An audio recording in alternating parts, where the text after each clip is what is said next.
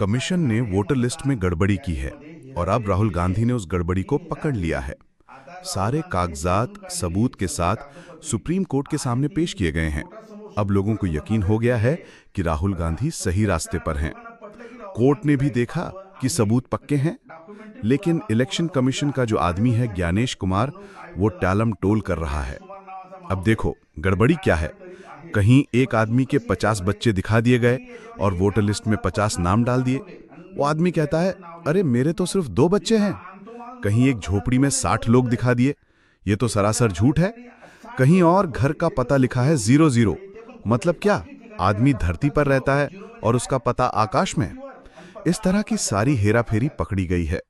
इसलिए राहुल गांधी का जो आंदोलन है वो बहुत अच्छा है। लोग कहते हैं कि अन्ना हजारे को भी अब साथ देना चाहिए।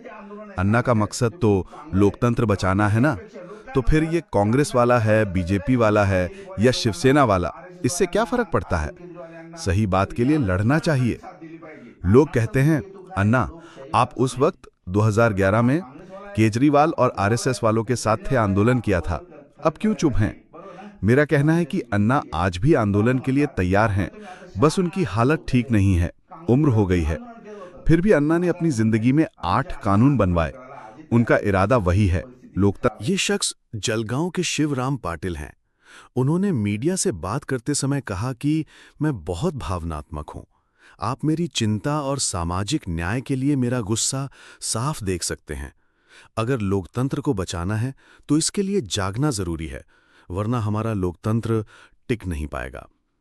मैं इस बात से नाराज हूं कि इलेक्शन कमिश्नर, जिनका नाम ज्ञानेश कुमार है, कथित तौर पर झूठ बोल रहे हैं या गलत काम कर रहे हैं। मेरा मानना है कि ऐसे व्यक्ति को बर्खास्त कर देना चाहिए। इसके लिए मैं अन्ना हजारे से अपील करने गए, जिन्हें मैं अपना गुरु मानता हूं, हालांकि वे मेरे पिता जैसे हैं।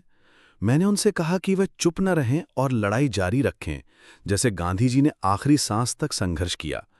मैंने ये भी कहा कि अगर वे शारीरिक या मानसिक रूप से कमजोर हैं, तब भी उन्हें हिम्मत नहीं हारनी चाहिए, क्योंकि राहुल गांधी जैसे लोगों ने देश के लिए बलिदान दिया है। मैं एक मिलिट्री ऑफिसर हूं और air commanding officer doctor Shivaji Rao Dhamale को भी इस मुलाकात में शामिल किया था, ताकि अन्ना हजारे को यह एहसास दिलाया जा सके कि उन्हें अब उठकर लड़ना चाहिए। उन्होंने ये भी कहा कि मैं उनका मानने वाला हूं, इसलिए उनसे ये बात कहने का हक है। मैंने उनसे कहा कि वे अपनी लड़ाई जारी रखें, वरना हालात और खराब हो सकते हैं।